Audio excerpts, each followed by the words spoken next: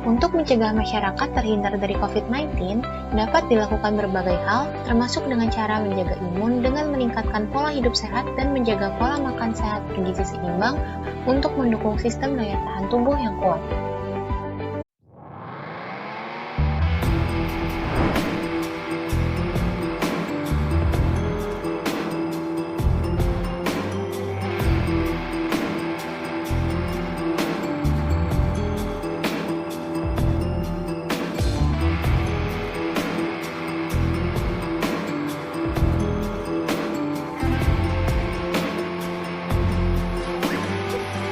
Seperti teman-teman ketahui bahwa selama hampir 2 tahun belakangan ini, kita dihadapkan dengan situasi pandemi COVID-19 yang mengharuskan kita untuk tetap menjaga kesehatan dan juga meningkatkan kekebalan tubuh demi terhindar dari ancaman COVID-19 maupun penyakit-penyakit lainnya. Nah, pada masa pandemi ini, masyarakat juga dituntut untuk menjaga pola hidup yang sehat, ya, dengan berolahraga, kemudian menjaga jarak, menggunakan masker, mencuci tangan, dan juga mengkonsumsi makanan dengan gizi yang seimbang. Nah, mengapa sih konsumsi makanan dengan gizi yang seimbang ini sangat penting untuk kita? Karena gizi yang ada di dalam bahan makanan kita sehari-hari ini dapat menunjang proses tumbuh kembang dan juga menunjang kesehatan seseorang.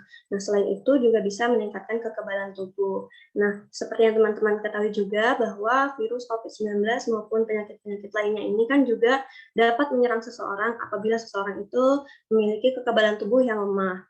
Nah, dengan mengkonsumsi makanan dengan gizi yang seimbang ini dapat menjadi salah satu cara atau kunci agar kita dapat terhindar dari virus COVID-19 maupun penyakit-penyakit lainnya. Nah, pada kesempatan ini kita akan berbincang dengan Dr. Iflan Noval, MSCIH SPGK, selaku dokter spesialis gizi klinis yang akan menjelaskan secara rinci mengenai gizi dan juga bagaimana sih cara kita untuk menjaga asupan gizi selama masa pandemi ini. Selamat pagi, dokter. Ya, Assalamualaikum, pagi. Semoga sehat selalu ya. Ya, bagaimana keadaannya, dok, hari ini? Alhamdulillah lebih baik. Alhamdulillah. Nah, jadi dok, di sini ada beberapa pertanyaan seputar gizi dan juga bagaimana sih cara seseorang itu untuk bisa menjaga asupan gizi selama masa pandemi ini. Nah, mungkin kita akan berbincang selama kurang lebih 45 menit sampai dengan 1 jam ke depan ya, dok? Ya, baik, silakan. Nah, mungkin langsung saja, istilah gizi itu kan sangat familiar bagi masyarakat ya, dok, ya. Mungkin juga sudah menjadi percakapan sehari-hari. Nah, namun sebenarnya gizi itu sendiri apa ya, dok, ya? Gizi itu adalah berasal dari bahasa Arab gizan ya. Artinya adalah makanan. Jadi kalau udah berbicara tentang makanan, itu kita kembali ke sebagai umat muslim ya, kembali ke perintah Allah yang mana orang-orang beriman ya ayuhan nas, perintahnya ya ayuhan nas, orang-orang yang manusia seluruhnya itu makanlah yang halal dan thayyib ya. Halal itu adalah mutlak, thayyib ini relatif. Halal lagi baik ya. Kalau halal itu mutlak, harus kita satu makanan halal, tapi baik ini relatif, tidak semua orang cocok pada satu preferensi makanan. Misalnya, tidak semua orang cocok dengan kerupuk muling. Kerupuk muling halal kan, toyib, tapi tidak toyib bagi sebagian orang yang menderita asam urat dan lain sebagainya. Jadi itu konsep dari makanan ya. Kalau konsep makanan ini udah perintah Allah jelas dalam Quran, jadi nggak ada bantah. Ya, tinggal kita memilah-milah sesuai dengan kondisi tubuh kita. Itu. Ya. Kemudian mengapa gizi itu penting ya, dok, ya, bagi seseorang? Oh, ya. Gizi ini sangat penting bagi seseorang. Tidak hanya gizi itu terbagi dua ya. Ada makronutrien dan ada mikronutrien. Makronutrien yang selama ini jelas kita sering dengar ada karbohidrat, ada protein, ada lemak. Sedangkan mikronutrien ada vitamin, mineral, dan trace elemen. Ya. Jadi semua ini ada fungsinya masing-masing. Misalnya karbo itu fungsi sebagai sumber energi. Ya. Lemak juga sebagai sumber cadangan energi yang memperbaiki sel-sel. Protein juga sebagai fungsi pembangun sel. Nah, ini semua tidak akan bisa optimal apabila tidak dilengkapi dengan mikronutrien. Ada vitamin A, B, C, D, E, ya. Ada vitamin K. Ya. Nah, jadi ini semua saling berkontribusi terhadap sel tubuh manusia supaya bisa berfungsi secara optimal. Tentu hal ini kita membutuhkan asupan makanan untuk mendapatkan semua ini. Ya kayak mobil aja, kalau nggak ada bensin nggak bisa jalan ya. Nah, tubuh kita juga seperti itu. Cuman ada cadangan lemaknya yang bisa menjadi sumber energi, cuma tidak optimal juga. Seperti itu, Ibu MC. Ya, berbincang mengenai gizi itu kan pasti tidak jauh dengan istilah gizi yang seimbang juga. Ya. Nah, gizi yang seimbang itu sendiri seperti apa ya, Dok? Nah, gizi seimbang itu adalah gizi yang sesuai dengan preferensi tubuh, gizi yang sesuai dengan kebutuhan tubuh. Kalau dulu pernah dengar ya 4 sehat 5 sempurna. Iya. Ya, sekarang enggak lagi. Karena tiap orang memiliki kebutuhan sendiri-sendiri, tidak bisa disamaratakan. Contoh, kebutuhan seseorang dengan obesitas dengan orang yang tidak obes itu berbeda. Ya, orang yang aktivitasnya ringan duduk-duduk aja, dibandingkan dengan mereka aktivitas berat juga berbeda. Ya, jadi itu yang dinamakan gizi seimbang. Harus kita lengkapi, yang pertama adalah kebutuhan air. Ya, air minum. Kemudian kebutuhan olahraga. Kebutuhan tidur. Ya, kemudian baru ada kebutuhan karbohidrat, kebutuhan protein, kebutuhan lemak, kebutuhan mineral dan lainnya, dan itu dilihat nanti di dalam piramida gizi seimbang yang dikeluarkan oleh Kemenkes. Ya, gitu, Ibu. Ya. Kemudian apabila seseorang yang sudah menerapkan gizi yang seimbang, apa saja sih, Dok, manfaat-manfaat yang bisa dia dapatkan? Oh, jelas. Manfaat yang didapatkan yang pertama adalah untuk optimasi kegiatan tubuh, sel-sel tubuh. Kemudian yang kedua, mencegah penyakit, mencegah terjadinya infeksi. Kemudian perbaikan sel-sel yang dibutuhkan. Kemudian pencegahan dari penyakit-penyakit seperti kanker, diabetes, darah tinggi. Dan kemudian yang paling penting adalah dapat membantu untuk slower aging. Ya, membantu untuk selnya tidak terlalu cepat menua dibandingkan dengan kita mengkonsumsi makanan-makanan yang selama ini sering dikonsumsi oleh para anak muda. Ya, itu bahkan yang tinggi gula, tinggi lemak, tinggi karbo, kemudian miskin akan mikronutrien, itu justru akan membuat rapid aging. Ya, cepat menua. Jadi nggak heran kalau saya lihat anak muda sekarang, kalau ya bukan sombong sih sebenarnya, kalau saya berdiri dengan anak muda sekarang mungkin sepantaran. Padahal saya usianya mau hampir kepala 4. Jadi kalau berdiri dengan mereka ya mungkin sepantaran, karena terlalu cepat aging karena konsumsi makanan yang tidak bagus. Walaupun dia halal ya, tapi dia toyib. Tidak baik. Kemudian tidak menjaga tidur, tidak berolahraga, kurang air minum, dia cepat agingnya lebih cepat. Gitu, Dek. Kemudian selain itu, apabila seseorang tidak bisa menjaga gizi yang seimbang, apa-apa saja yang terjadi ya, Dok? Ya, ini tadi saya sebutkan tadi. Ya, rentan, misal dia ada keturunan dari diabetes. Padahal, maaf, diabetes itu keturunan itu hanya bermain sekitar angka 5-10% akan terjadinya penyakit. Sisanya itu adalah akibat lifestyle atau gaya hidup seseorang. Dialah yang menyebabkan gen itu terpicu menjadi diabetes. Dialah yang menyebabkan gen itu terpicu menjadi hipertensi. Dialah yang menyebabkan gen itu terpicu untuk menjadi kanker karena gaya hidup. Walaupun ada keturunan, tapi dia menjaga pola hidupnya seperti saya sebutkan tadi, insya Allah dia akan terhindar. Jadi jangan disalahkan, saya keturunan nih diabetes. Kita lihat lagi gaya hidupnya seperti apa. Walaupun dia diabetes, gaya hidupnya sehat, insya Allah nggak akan terjangkit ya. Nah, lagi-lagi jangan disalahkan keturunan ya. Gitu. Berarti lifestyle itu sangat penting ya, Dok ya? Oh, sangat, luar biasa, sangat penting.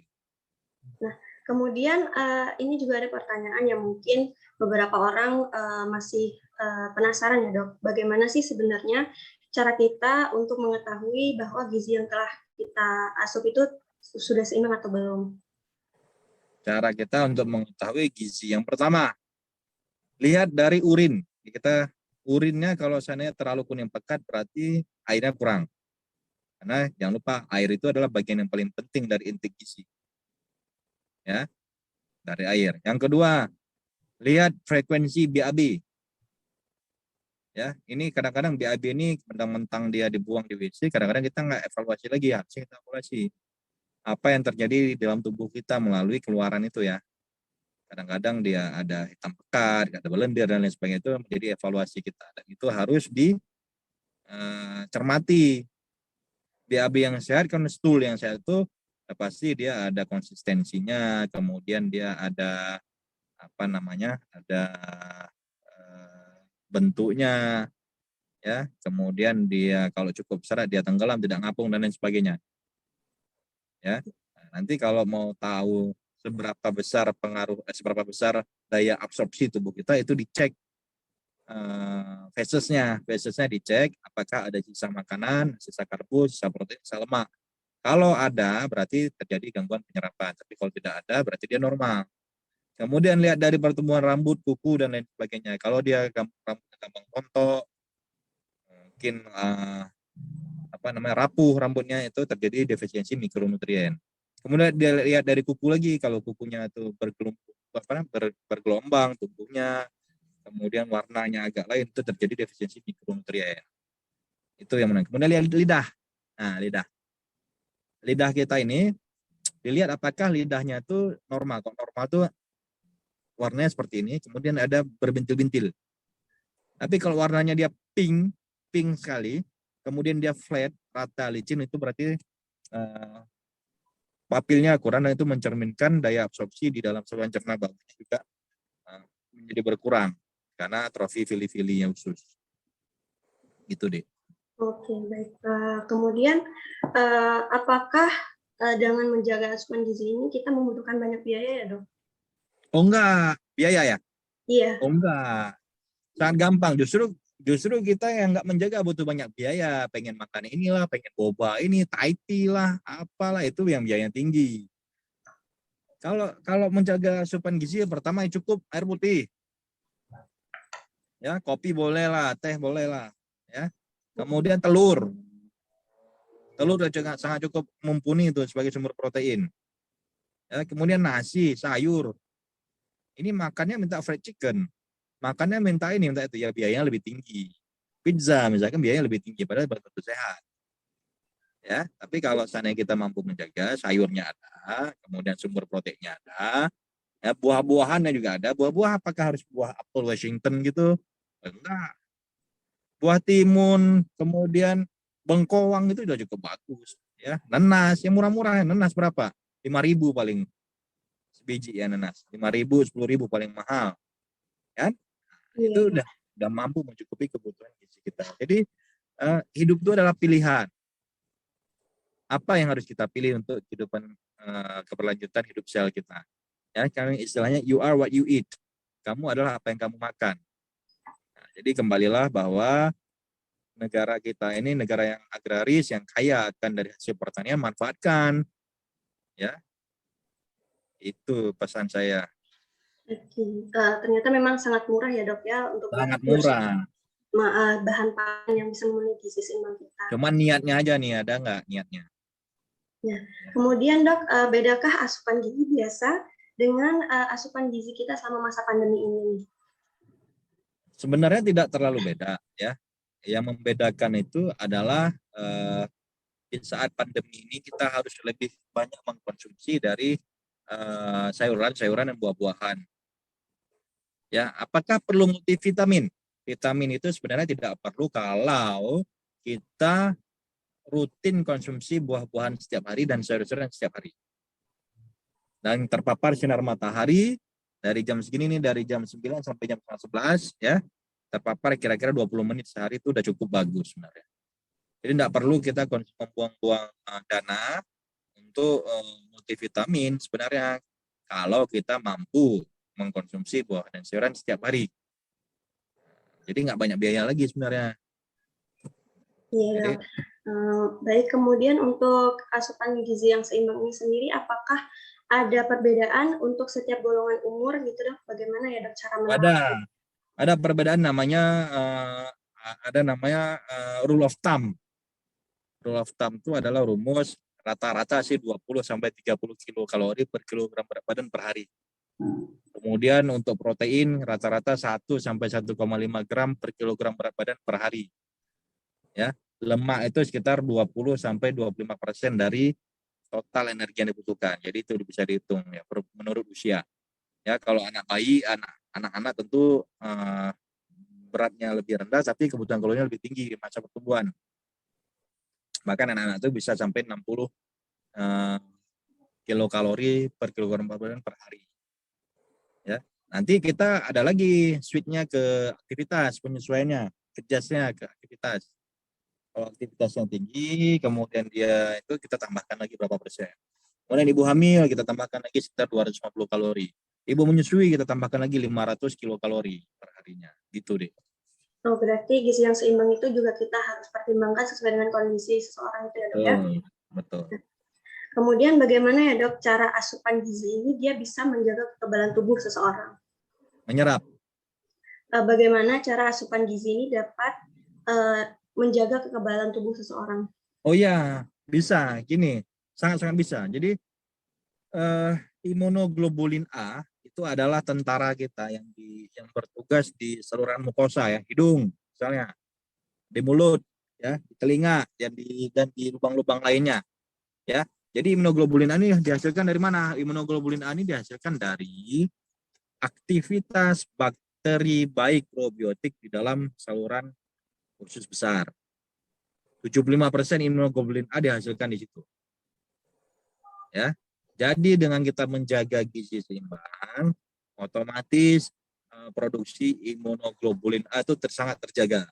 Dialah yang mengeliminir virus-virus bakteri jahat yang mencoba menginvasi tubuh kita. Ya, datang virus flu ya, bukan SARS-CoV misalnya, virus flu biasa, kawan kita bersin. Tapi karena imunoglobulin A kita kuat di sini, langsung dia eliminir, langsung dia makrofagan, dia eliminir. Nah, sempat dia berkembang biak virusnya. Dari mana? Dari imunoglobulin A. Ya.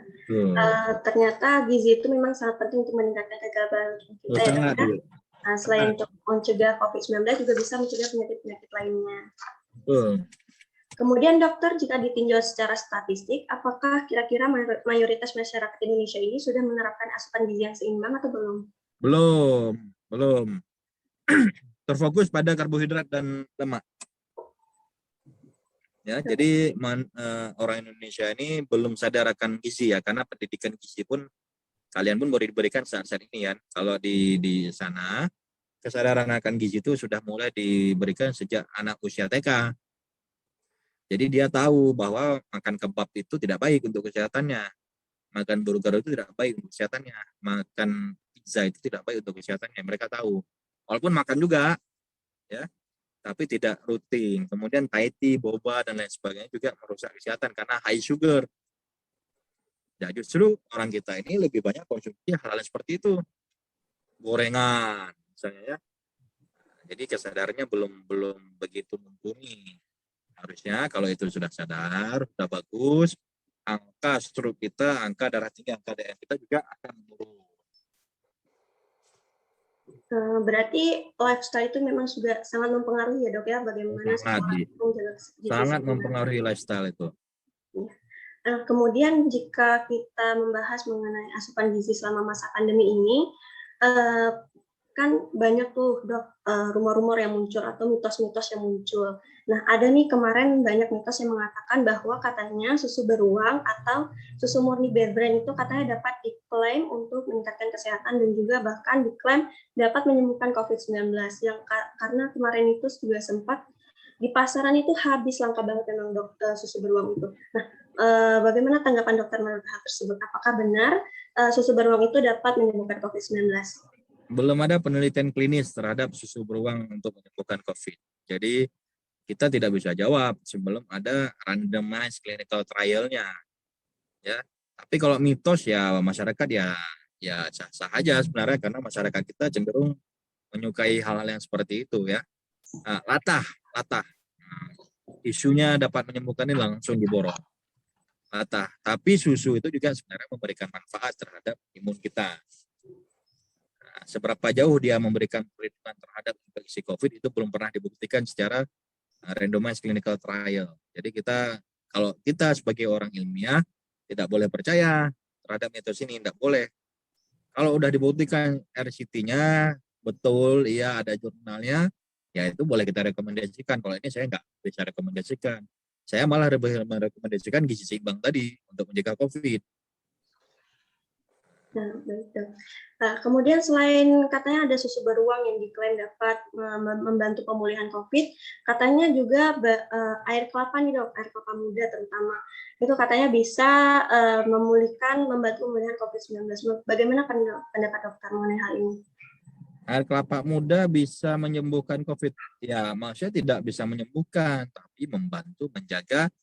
Ini kalau kita demam itu terjadi loss of elektrolit ya. Elektrolit kita itu hilang. Ya. Jadi ketidakseimbangan elektrolit dan lain sebagainya akibat infeksi. Nah, fungsi air kelapa muda ini akan membantu untuk mengatasi kehilangan elektrolit tadi sehingga sel-selnya bisa berfungsi secara baik dan tidak menyebabkan kerusakan lebih lanjut dari infeksi ini. Itu cara logical thinking-nya seperti itu terhadap kelapa muda. Ya, bukan mitos, tapi kelapa muda berfungsi untuk salah satunya adalah menggantikan cairan dan juga elektrolit yang hilang selama masa infeksi. Ya, baik, Dok. Kemudian ada juga beberapa isu yang mengatakan bahwa mengkonsumsi banyak vitamin itu kan dapat meningkatkan daya tahan tubuh. Sehingga kemarin itu banyak orang yang kini mengkonsumsi itu banyak vitamin dalam satu waktu. Nah, bagaimana menurut dokter? Ya, tadi kita udah bahas bahwa selama kita bisa menjamin kehidupan kita ini setiap hari konsumsi buah dan sayur serta terpapar sinar matahari beserta gizi seimbang, tidak ada perlukan lagi multivitamin. Jadi jangan lagi-lagi pesan saya jangan latah terhadap iklan-iklan yang belum tentu teruji kebenarannya. Kita ini hidup di negara yang alhamdulillah vitamin D-nya ada terus melalui sinar matahari. Tinggal kita mengaktifasinya melalui berjemur. Ya, udah ada di dalam ini kita, di dalam tubuh kita, cuma kita belum mengaktifasinya aja karena kita takut berjemur, takut nanti skincare-nya nanti udah mahal-mahal dibeli, kena jemuran nanti ya udah rugi, jadi nggak bagus, padahal nggak, sehingga pakai SPF aja, sunblock ya berjemur aja sih 20 menit. Ya, jadi itu lebih sangat membantu dibandingkan dan sangat menghemat dibandingkan kita konsumsi vitamin yang notabene sebenarnya bisa dicukupi dengan konsumsi buah. Kenyang lagi ya. Buah dan sayur kan bikin kenyang lagi ya, dan bikin tubuh kita juga jadi lebih optimal. Ya, berarti memang gizi yang seimbang ini sangat diperlukan oleh seseorang untuk bisa menjaga kesehatan dan juga meningkatkan kekebalan tubuh. Nah, seperti yang sudah dokter jelaskan tadi juga bahwa untuk mendapatkan gizi yang seimbang itu tidak perlu mengeluarkan banyak biaya ya dok, karena bisa didapatkan dari kehidupan sehari-hari juga. Nah, kemudian lifestyle atau gaya hidup juga bisa sangat mempengaruhi seseorang itu dalam asumsi atau konsumsi gizi dia sehari-hari. Nah, terima kasih dokter kesempatannya. Mungkin terakhir untuk pesan dan kesan yang ingin disampaikan kepada seluruh pendengar bisik kali ini dari dokter. Ya, kepada pendengar bisik kali ini saya berpesan bahwa gaya hidup itu adalah tanggung jawab kita pribadi. Sadarilah dari sekarang bahwa apa yang kita konsumsi ini yang kurang sehat itu berimpact negatif terhadap kehidupan kita nanti di usia 40-an, 50-an. Jadi cobalah mindset-nya itu diubah ya. Mulailah mengkonsumsi makanan sehat, kemudian mulailah tinggalkan makanan-makanan junk food ya. Atur tidur malamnya sekarang cukup 6 sampai 8 jam per malam ya. Kemudian berolahraga rutin 5 kali seminggu, jalan kaki aja 30 menit non-stop, dan insya Allah itu akan memberikan kesehatan yang optimal bagi kita, terutama investasi untuk masa tua kita. Ya, baik, terima kasih dokter atas pesan kepada pendengar bisik semuanya. Semoga teman-teman sekalian juga dapat menjaga kesehatan selalu agar terhindar dari penyakit-penyakit yang tidak kita inginkan. Nah,